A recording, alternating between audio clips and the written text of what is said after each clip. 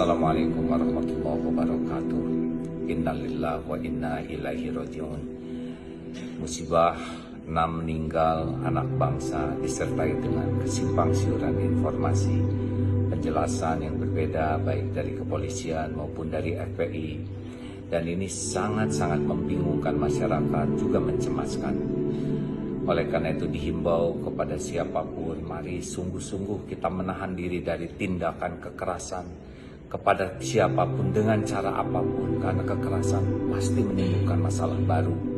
Dan hindari menyebarkan informasi, penjelasan yang salah, karena itu kedustaan yang akan sangat menyesatkan masyarakat.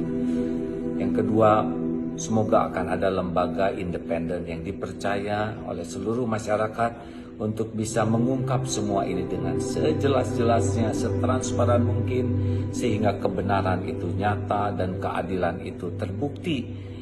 Karena inilah yang sangat dirindukan oleh masyarakat, agar masyarakat bisa bertindak dengan tepat.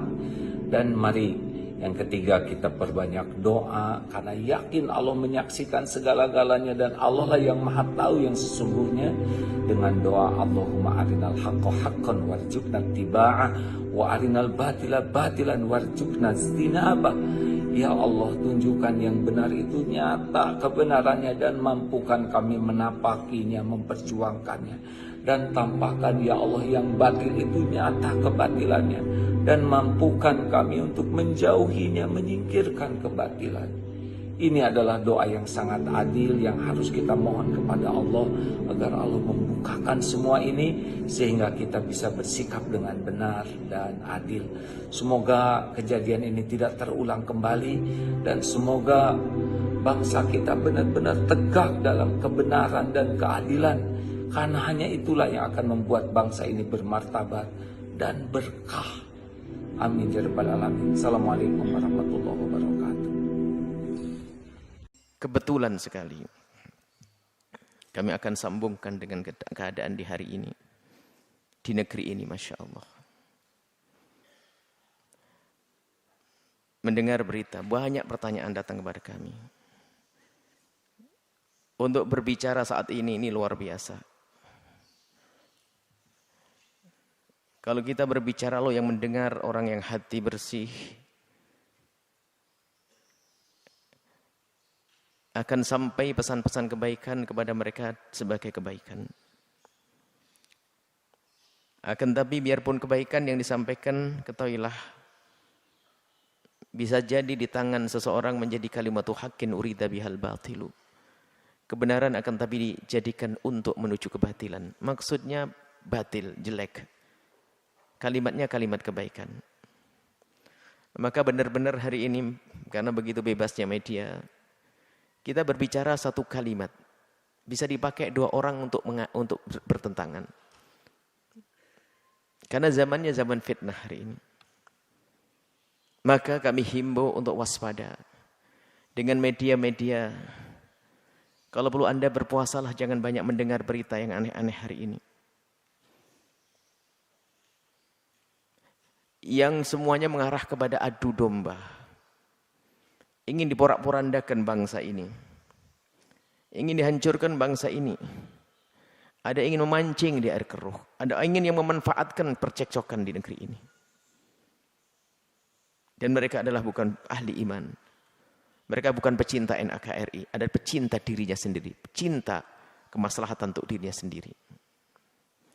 Berita terakhir adalah kejadian beberapa hari yang lalu. Ada anak-anak muda, 6 anak muda dari Laskar FPI yang wafat ditembak. Yang perlu kami sampaikan kepada semuanya, kita punya Allah, ada Allah. Jangan biasa berbicara yang Anda tidak tahu pasti dan tidak jelas. Jangan bicarakan hal-hal semacam ini dengan praduga. Karena akan menjadi sebab orang berprasangka, ini berprasangka, lalu permusuhan. Kejadiannya sudah sangat jelas. Anak-anak ini ditembak. 1. Kemudian yang menembak juga sudah jelas, ada. Hanya prosesnya seperti apa kita tunggu. Kita tidak perlu spekulasi bercerita. Keterangan dari FPI juga sangat jelas, rinci. Keterangan yang lain juga ada. Akan tapi ini yang ada menjadikan kita itu dibuat seperti ini, bermusuhan. Belum apa sudah caci maki, olok-olokan dan seterusnya. Ada hamba Allah meninggal, kita harus bersedih. Dan ada yang jahat, kita harus bersedih.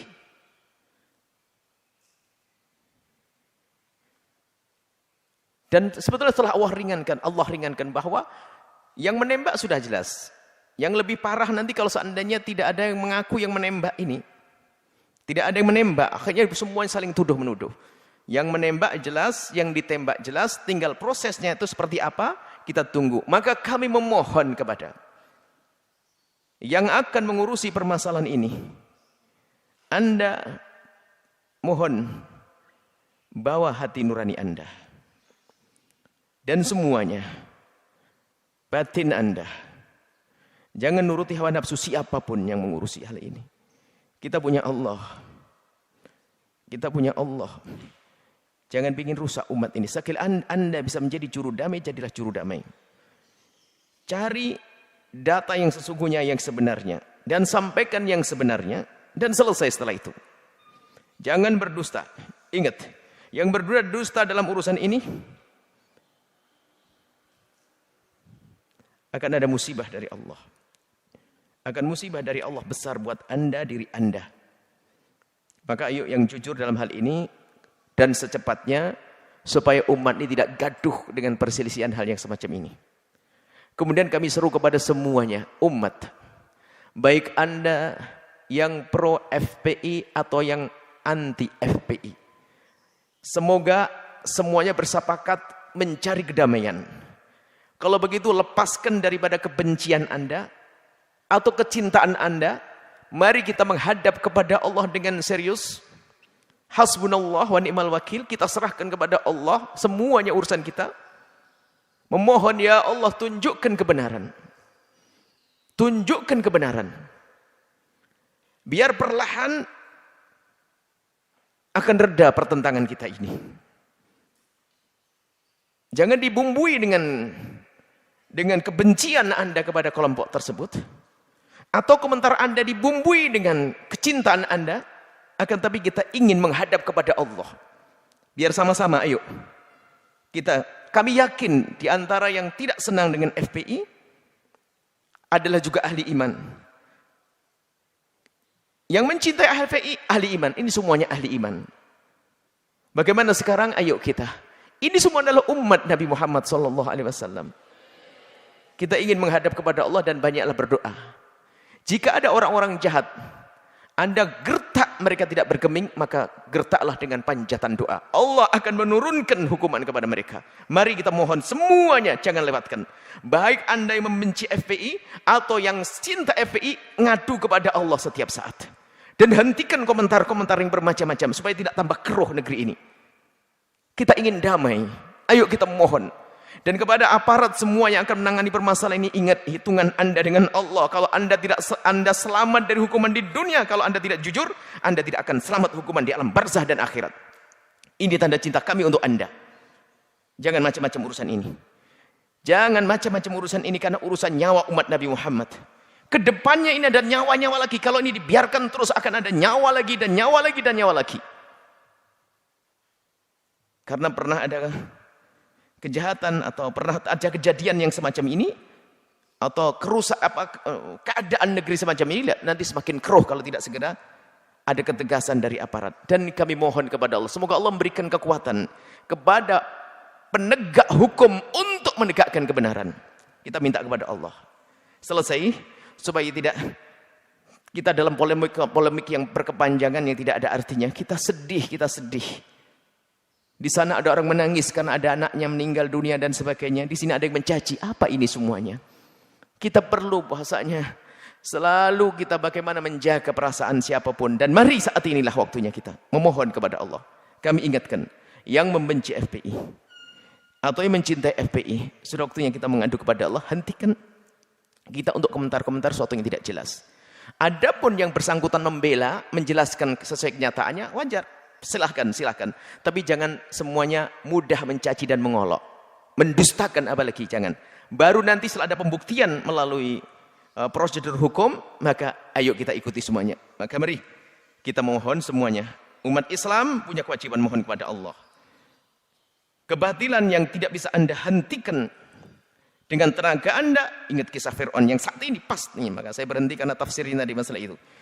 Kehebatan Fir'aun, kebesaran Fir'aun adalah akan sirna dengan permohonan tadi. Apa tadi permohonannya? Allahi tawakkalna.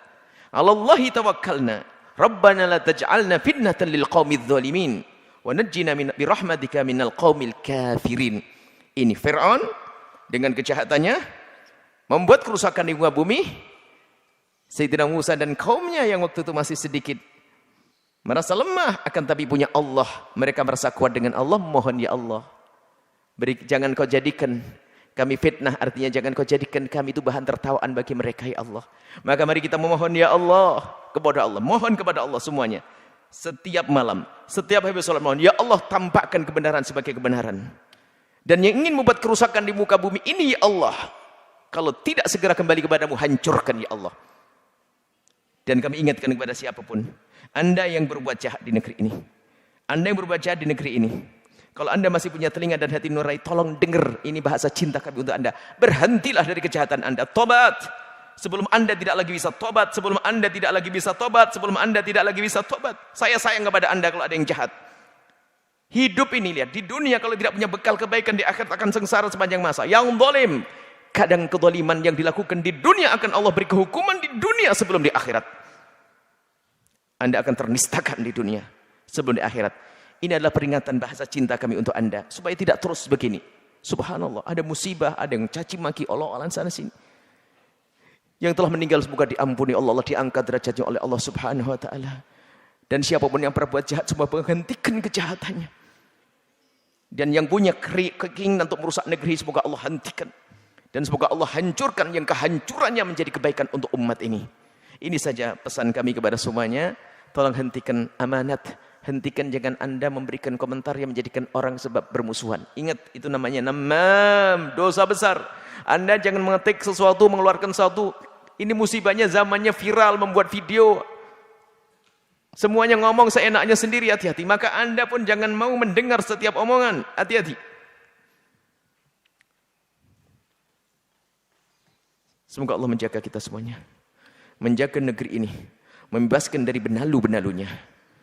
Mohon maaf, nuhibbukum fillah, kami cintai Anda semuanya karena Allah Subhanahu wa taala.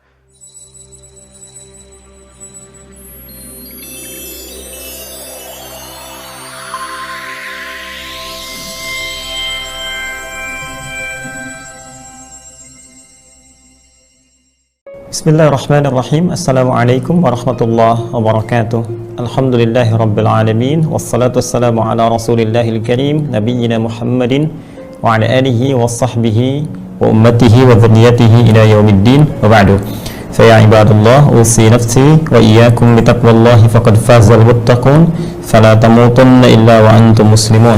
Faqala ta'ala ya ayyuhalladzina amanu taqullaha haqqa tuqatih wa la tamutunna illa wa antum muslimun. Saudara-saudariku, berjumpa kembali dalam program Aqsa Al-Quran Sunnah Solution. Semoga kita senantiasa dirahmati oleh Allah Subhanahu wa taala, dan semoga Allah berkenan membimbing kita dan mengampuni dosa-dosa kita, menjauhkan kita dari berbagai potensi kesalahan yang mungkin diperbuat, dan semoga kita diwafatkan dalam keadaan husnul khatimah. Seperti biasa, kita awali dengan bermohon pada Allah Subhanahu wa taala untuk saudara-saudari kita yang sampai detik ini belum berislam. Semoga Allah kuatkan hati dan jiwa mereka untuk bersyahadat sebelum wafat kembali kepada Allah Subhanahu wa taala. Pun demikian kita bermohon pada Allah, semoga para pelaku maksiat di malam Jumat yang mulia ini diberikan getaran jiwa oleh Allah Subhanahu wa taala, diberikan kekuatan hidayah untuk mau bertobat dan meninggalkan berbagai perbuatan maksiat, sehingga insya Allah bisa kembali kepada Allah Subhanahu wa taala dalam keadaan yang terbaik.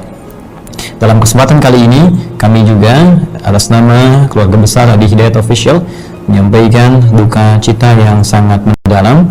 Inna lillahi wa inna ilaihi raji'un atas wafatnya saudara kita 6 orang laskar dari FPI, Front Pembela Islam, pada kejadian yang telah kita ketahui bersama.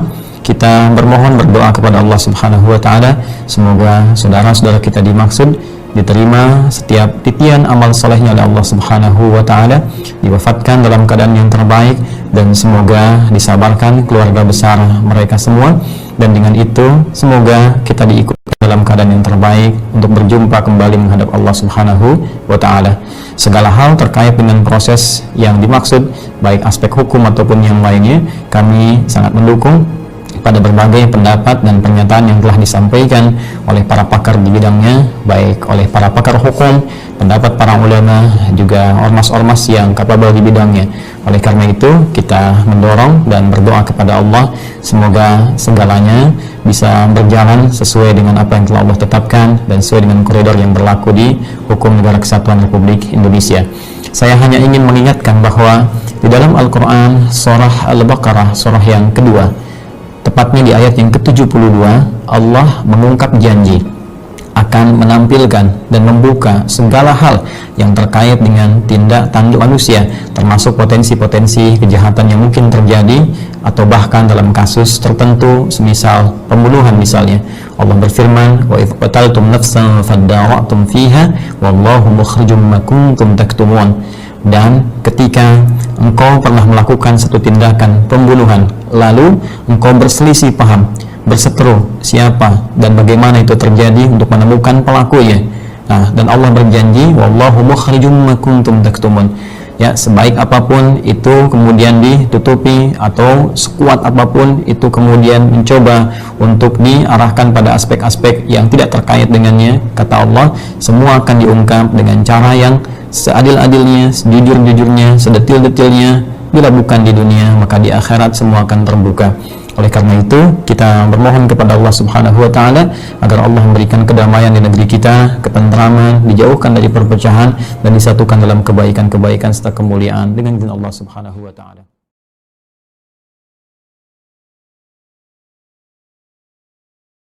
Halo, kembali berjumpa dengan saya Hersun Arif dari Forum News Network.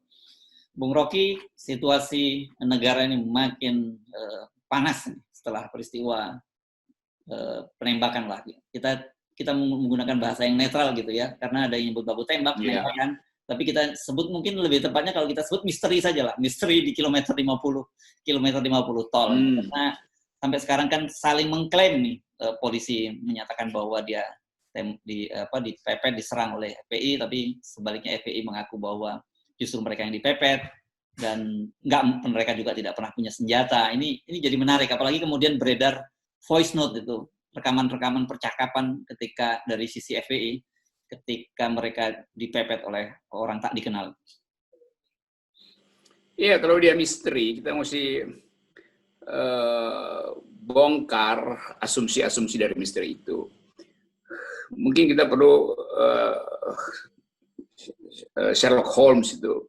Sherlock Holmes selalu punya kemampuan untuk membongkar misteri hanya dengan logika yang sederhana, yang sering dia sebut it is elemental Watson. Jadi Watson ini asistennya yang kadang-kala nggak bisa membaca 4 gulipat dari satu kasus, lalu Sherlock Holmes bilang itu elementer sekali, balik pada logik sedasarnya tuh. Nah, kalau kita coba menganalisis, tentu kita percaya bahwa kasus ini harus dibuka dengan scientific evidence, itu, dengan bukti-bukti saintifik. Misalnya CCTV-nya, apa yang akan disebut oleh CCTV, uji balistiknya macam-macam. Oke, itu soal teknisnya. Tapi kalau kita anggap ini satu operasi intelijen, karena memang Habib Rizik ada di dalam pengawasan intelijen sejak turun dari bandara, maka ini adalah operasi yang gagal. Secara teoritis dia gagal karena ada korban. Operasi intelijen di mana-mana itu senyap.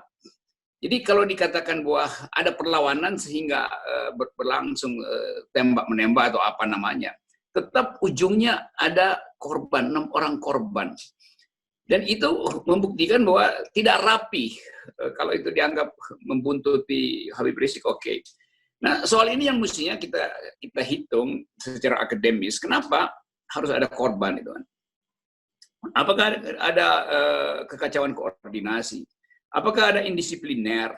Apakah ada macam-macam asumsinya? Nah, kalau saya hubungkan lagi dengan keadaan hari ini yang betul-betul memang kita ada di dalam berbagai macam atau terjebak di dalam berbagai macam kesulitan. Ada soal Papua, ada soal persaingan siapa yang menjadi pemimpin TNI, pemimpin Kapolri, ada soal menteri-menteri yang dicopot dan nggak tahu bagaimana tukar tambah baru dengan menteri-menteri yang baru. Jadi kekacauan politik di tingkat makro itu kemudian seolah-olah dimanfaatkan untuk hal-hal yang sifatnya mikro, yaitu Habib Rizik dimasukkan di dalam jebakan, lalu ada hal-hal lain yang disangkut pautkan di situ. Jadi terlihat bahwa memang kita sedang hidup di dalam kecemasan total, dan itu yang harusnya kita tunggu dan tidak boleh terlalu lama. Negara harus memperlihatkan wajah beradabnya itu. Kita mau tunggu apa kira-kira Pak Jokowi mau ngomong dengan body language apa yang akan diucapkan oleh Menko Mahfud, Pak Prabowo, atau mereka yang punya kepentingan dengan keamanan. Lalu kita juga ingin lihat bagaimana Komnas HAM mengambil inisiatif di dalam spekulasi ini untuk menentukan satu tim khusus dengan posisi awal hak asasi manusia. Itu kan yang ingin kita dapatkan hari ini.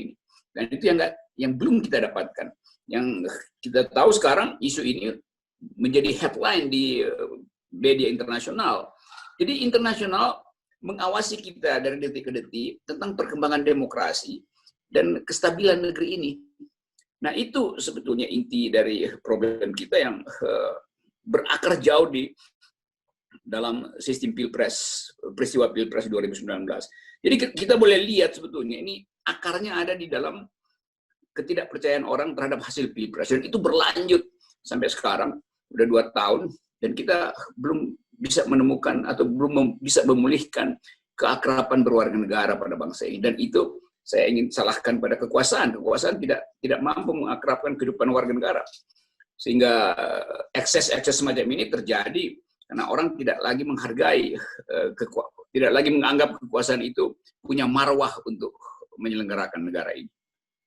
Ya, jadi kalau Anda melihat akar persoalannya, maksud saya apa yang terjadi antara FPI dengan polisi sekarang ini itu ekses dari persoalan-persoalan leadership secara nasional gitu. Ya, sejak Habib Rizik turun di airport itu istana udah semacam kebakaran jenggot karena gagal mengantisipasi. Intelijen juga tidak bisa membuat prediksi terhadap masa Habib Rizik di situ. Mahfud MD masih mengecilkan FPI pada waktu itu. Jadi semua ini, semua penggalan ini, puzzle ini, kalau kita bikin mosaiknya, terlihat bahwa berantakan koordinasi kekuasaan, berantakan koordinasi intelijen, berantakan kemampuan analisis dari istana terhadap keadaan itu. Kan orang akhirnya melihat Habib Rizik sebagai si pitung dari Petamburan, yang jadi simbol dari perlawanan moral itu. Kendati sebagian orang menganggap ya Habib Rizik cacat moralnya banyak, iya, tetapi istana itu lebih banyak cacatnya tuh. Dan pembuktian terakhir adalah ditangkapnya Mensos, dan itu adalah cacat moral tertinggi. Sehingga Habib Rizik dan FPI jadi tumpuan harapan itu. Nah, kita sebetulnya ingin agar supaya harapan terhadap perubahan itu dilembagakan melalui oposisi, dilembagakan melalui kegiatan pers yang beradab itu, dilembagakan melalui diskusi-diskusi civil society. Tapi justru bagian itu yang dihalangi oleh kekuasaan, oleh pemerintah. Jadi gangguan di istana itu lebih karena karena moral istana yang merosot aja kan. Jadi ada demoralisasi di istana, impact-nya adalah perkelahian antar warga negara, antar politisi. Lalu soal-soal semacam ini ingin diselesaikan oleh aparat keamanan itu, yang cara melihatnya juga di luar prinsip-prinsip persaingan politik mestinya tuh. Ya. Tapi karena terbawa dengan suasana politis, maka begitulah 6 orang jadi korban. Ya, Anda karena bicara soal tadi persaingan-persaingan juga, tapi kita juga menyoroti soal persaingan internal gitu. Karena misalnya seperti IPW sudah menyoroti ini ada kaitan erat dengan soal office politicking di perebutan kursi Kapolri gitu. Jadi Kemudian muncullah ekses yang luar biasa ini, dan kita tidak tahu apakah ini memang menjadi tanggung jawab Kapolda atau Kapolda mengambil alih tanggung jawab gitu, ada pihak lain yang melakukan. Karena orang beranggapan pergantian Kapolda itu pada waktu itu ada latar belakang politisnya tuh.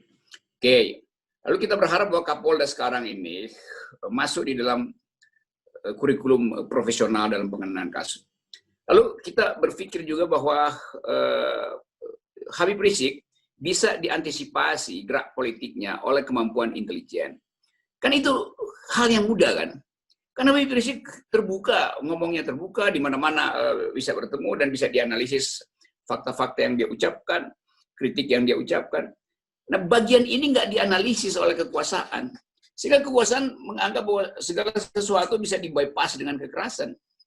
Mulai dari penurunan baliho, jadi semua standar operasi negara demokrasi itu, SOP demokrasi, tidak dilakukan oleh kekuasaan.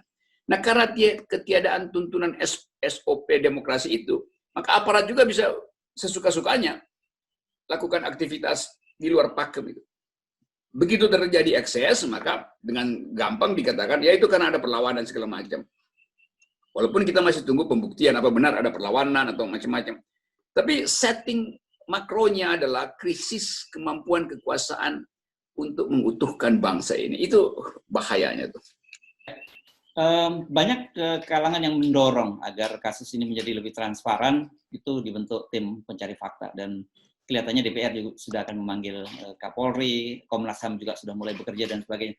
Apakah menurut Anda bisa, kalau Anda tadi melihat ada sebenarnya ini hanya persoalan mikro, tapi ada setting makro tadi, apakah soal-soal itu bisa menyelesaikan persoalan atau memulihkan kembali kepercayaan publik? Paling nggak ada satu kepastian tentang prinsip habeas corpus, yaitu prinsip yang ingin agar supaya korban itu dihadirkan di depan hakim melalui pengacaranya, melalui keluarganya segala macam, supaya dipulihkan hak-hak dia itu. Kan tetap yang jadi korban itu kan warga negara, pelakunya adalah aparat negara itu.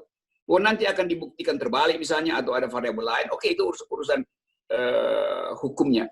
Tapi urusan HAM-nya itu harus didahulukan karena udah masuk ke fora internasional, dan publik internasional tidak bisa diyakinkan bahwa ini adalah soal perlawanan. Begitu ada korban sipil dan korban itu bahkan 6 orang itu berita besar itu, lalu orang kaitkan dengan FPI, maka timbul asosiasi bahwa ini adalah political killing, pembunuhan politik misalnya tuh, atau bahkan extrajudicial killing karena soal-soal persaingan politik. Kan yang sudah masuk ke publik internasional kan, karena itu Komnas HAM harus cepat-cepat lakukan semacam sebut aja pemetaan awal supaya ada jalan masuk untuk menginvestigasi kasus ini dari segi hak asasi manusia. Tapi sebenarnya harusnya dari sisi presiden ataupun katakanlah pejabat-pejabat tinggi di presiden ini peka dengan soal-soal ini. Jadi tidak perlu lagi menunggu Komnas HAM, tapi mereka harus ada statement yang clear dari mulai dari presiden, KSP ataupun Menko Polhukam untuk mendudukkan pada posisi apa sebenarnya pemerintah dalam hal ini. Ya itu, Komnas HAM itu memang ditugaskan untuk melakukan investigasi. Itu satu-satunya lembaga di dalam sistem kita yang punya fungsi itu. Tetapi karena ini peristiwa, maka memang mesti ada suara dari istana. Jadi istana nggak perlu menunggu, kami lagi menunggu uji balistik, kami lagi menunggu keterangan yang lebih lengkap. Loh, istana itu harus secara cepat memberi semacam keterangan pada publik tentang peristiwa ini nih. Entah itu mau diarahkan secara hukum, entah itu mau dibahas di DPR segala macam. Tapi muka istana itu mesti ada di semua kamera televisi supaya rakyat tahu bahwa oke, istana itu aware dengan kasus ini. Mau diplomasi kayak apapun dia boleh aja. Tapi kalau nggak ada wajah istana, itu justru bikin kalkulasi makin dalam. Bahwa istana mungkin lagi bersikap pragmatis atau oportunistis terhadap kasus ini. Karena melibatkan tokoh yang sensitif secara lokal maupun internasional. Kan itu sinyalnya kan. Jadi buruknya di situ tuh. Istana selalu pengecut untuk tampil di depan begitu peristiwa terjadi. Sebelum peristiwa terjadi, wah itu semua aparat istana tuh berlomba-lomba untuk menerangkan keadaan. Begitu ada peristiwa tuh diam semua tuh. Ya, Bung Rocky, kan publik bisa langsung membandingkan gitu. Bagaimana ketika terjadi yang disebut bahwa aparat kecolongan karena masa Habib Rizik yang begitu besar, langsung ada 2 Kapolda dicopot gitu. Nah ini kan kasus ini jauh lebih besar dan kemudian kita tidak mendengar instruksi apapun dari Presiden. Itu yang saya sebut tadi itu saya pakai istilah tadi pengecut sebetulnya, karena begitu keadaan ini menyerempet isu kekuasaan, maka kekuasaan atau presiden langsung bersikap hati-hati itu. Kalau kekuasaan ada di dalam konsolidasi untuk menghalangi oposisi, dia nggak ada takutnya tuh, langsung tiba di depan mic lalu ucapkan sesuatu tuh. Termasuk waktu penggantian 2 Kapolda itu tuh. Jadi kita bisa baca sebetulnya bahwa order di dalam istana itu mengalami disorder. Dan bahayanya adalah negara ini ada dalam keadaan yang betul-betul darurat secara ekonomi, secara keamanan. Ada api terbakar di Papua, di timur, ada api terbakar di Cina Selatan, di barat gitu.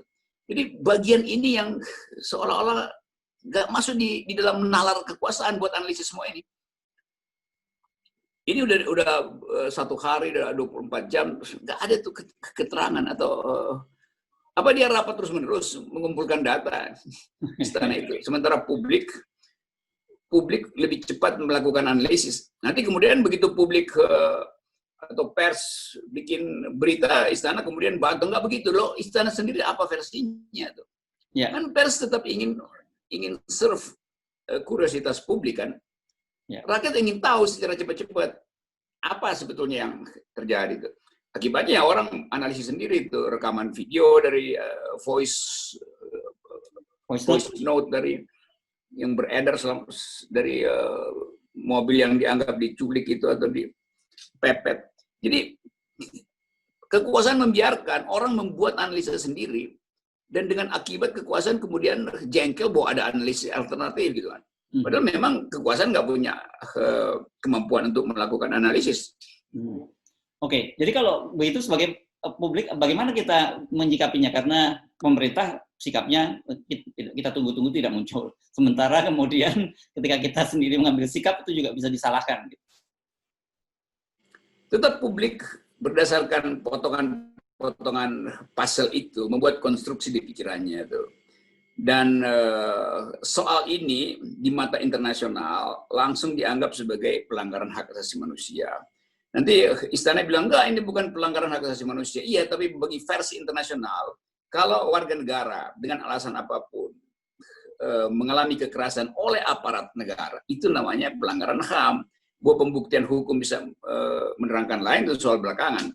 Tapi kan status kita adalah warga negara yang harusnya dilindungi oleh negara. Dalam keadaan apapun, peluru itu tidak boleh keluar dari laras kekuasaan. Nanti kemudian ada keterangan, oh ini terdesak, diskresi segala macam. Tapi prinsip pertama adalah tidak boleh meletuskan peluru itu dalam keadaan apapun. Itu memang yang dimaksud dengan kecanggihan kekuasaan untuk membeku, bukan dengan untuk membunuh. Kan itu soalnya. Ketergesa-gesaan, kedaruratan, terdesak segala macam. Oh ya, itu pembuktian di pengadilan aja nanti. Tapi masyarakat sipil yang dididik di dalam cara berpikir demokratis, begitu ada peristiwa terbunuhnya warga negara atas alasan apapun, itu dianggap sebagai pelanggaran HAM. Itu prinsip universal kita begitu. Ya, Bung Rocky, ini saya tentu saja tertarik dengan realitas beragamnya tanggapan di kalangan publik itu. Harusnya kan dalam situasi seperti ini, civil society itu kan bersatu. Karena harus melihat bahwa sama ini menjadi sebuah ancaman terhadap masyarakat sipil. Tapi realitasnya tidak seperti itu. Bahkan kita ada membaca beberapa, ada ormas besar dan sebagainya yang kemudian malah bersikap sebaliknya itu. Ini semakin mengkonfirmasi pada kita bahwa sebenarnya masyarakat kita ini terbelah dan kita berharap, kita sulit untuk berharap keluar dari persoalan besar, yakni demokrasi yang akan mati. Itu keadaan makronya itu. Masyarakat terbelah sejak pemilu kemarin, bahkan sejak pemilihan gubernur Jakarta, lalu muncul 212 dan seterusnya. Kan yang harus dikedepankan adalah nalar demokrasi dari negara. Tapi negara menjadi bagian dari permainan itu. Negara ikut bermain dalam perpecahan itu. Karena akumulasi kekuasaan, karena nggak mau diganggu hubungan dengan oligarki segala macam. Jadi negara jadi player justru, jadi political player. Mestinya pejabat negara itu ada di atas problem ini. Sehingga keakraban berwarga negara bisa dipulihkan lagi. Jadi anggap bahwa Habib Rizik maka udah itu risikonya karena nggak melapor segala macam.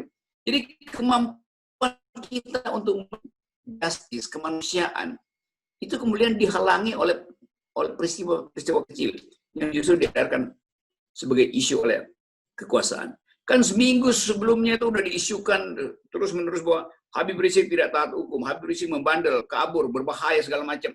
Padahal ini soal COVID. Tapi orang tahu bahwa soal COVID inilah pintu masuk untuk menangkap Habib Rizik. Supaya dia tidak tumbuh sebagai tokoh oposisi kan. Kan itu yang terjadi itu. Jadi dengan mudah analis masyarakat sipil mengerti variabel ini, latar belakang ini, konteks ini. Jadi sekali lagi memang ya sebetulnya udah hopeless sebetulnya, kekuasaan udah hopeless. Dan kalau kita bikin kalkulasi cepat-cepat, ini nggak bertahan lama nih kekuasaan. Karena dia nggak punya lagi pil dia telan, karena semua pil dia telan. Publik nggak percaya lagi bahwa kekuasaan masih punya pil emas untuk mengakrabkan warga negara. Iya, baik Bung Rocky kita amati terus perkembangan dari kasus ini, karena bukan hanya kita di Indonesia seperti Anda sampaikan tadi, mata dunia internasional juga tengah mengawasi Indonesia saat ini. Ya, saya kira itu poin kita hari ini, bahwa demokrasi itu adalah taruhan terakhir bangsa ini. Kalau kita gagal, maka akan terus ada kekerasan menjelang 2024. Dan itu akan ada eskalasi terus-menerus. Ya. Kita masuk dalam jebakan perang saudara. Itu yang mesti kita... Kertas terakhir tentang kejadian yang terjadi baru-baru ini, penembakan 6 laskar FPI mengawal Imam Besar Habib Rizik Syihab. Bagaimana pandangan Ustadz? Apakah para laskar termasuk syuhada? Hari ini kejadian, besok langsung saya keluarkan video. Pertama, man qatala mu'minan, siapa yang membunuh orang beriman muta'ammidan secara sengaja, fajazauhu jahannam, di akhirat neraka jahannam lah tempatnya. Di dunia ini hidup dia sementara, paling lama 63 tahun, masuk kerja umur 25, mati juga akhirnya, hanya untuk dapat gaji, hanya untuk dapat jabatan. Di akhirat rasakan kaulah neraka jahannam. Yang tak percaya masuk neraka, yang percaya pun masuk neraka. Silakan tak percaya, masuk neraka juga kau. Aku tak percaya neraka itu ada. Tengok nanti, sama-sama nanti di akhirat kita hidup. Hai kau yang tak percaya api neraka, kau buatlah sesuka hatimu. Isma syi'ta, hidup sesuka hatimu. Fa innaka mayyit, kau akan mati juga. Itu poin yang pertama. Yang kedua, meminta kepada Komnas HAM supaya segera membentuk tim independen untuk mengusut tuntas supaya pembunuhan dapat diungkap ke permukaan.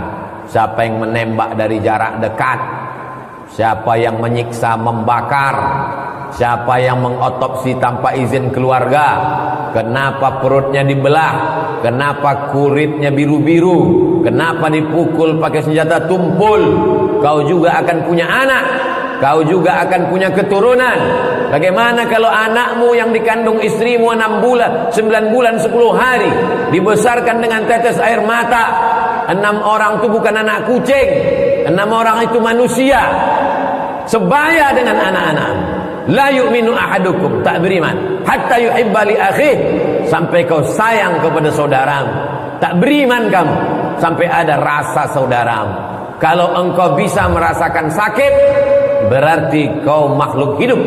Kalau kau bisa merasakan sakit, berarti kau makhluk hidup. Tapi kalau kau bisa merasakan sakit orang lain, barulah kau disebut manusia. Kalau sekedar sakit, anjing pun merasakan sakit, babi pun merasakan sakit. Tapi kalau kau bisa merasakan sakit orang lain, barulah kau disebut manusia. 3, supaya cerdas bermedsos, karena fitnah-fitnah ini luar biasa. Fitnah-fitnah ini luar biasa. Habib Rizik dicari-cari kesalahan sampai tak ada lagi pasal yang bisa menjeratnya, dicarikan pasal keramaian. La ilaha illallah. Ustaz Somad bisa jadi. Itu di SMS dan saya hati-hati mat, nampaknya kau tak lama lagi gitu. Saya baca baru aja tadi.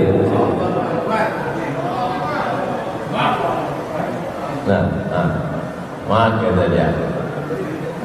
Ustaz Mahir dah masuk, Ustaz Yusnur masuk, nampakku kau tak lama lagi gitu. Saya nih paling pantang ditakut-takuti. Waktu 2019 kan ditakut-takuti orang tuh. Hati-hati, kalau sampai Ustaz Somad itu berpihak, kami buka semua aib-aibnya. Masuk WA ke saya. Oh, berpihak, saya langsung. Saya tak kenal Pak Prabowo, itu tak tahu saya dia. Tapi semakin diancam mereka, dipoto mereka rumah saya dari atas atap tuh pakai drone. Sampai semua surat-surat motor saya tahu di STNK BPKB-nya. Mau dipegang mereka. Kalau berpihak kau nanti kami buka kali ini. Tak takut saya. Saya menang. Pilkada itu tak ada urusan sama saya menang kalah. Saya menang melawan. Tak takut saya. Paling pantang saya ditancam-ancam. Belum kenal kan sama.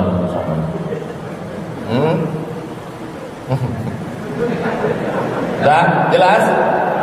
Ala hadhihi niyyah al-Fatihah. A'udzubillahi minasyaitonir rajim. Bismillahirrahmanirrahim.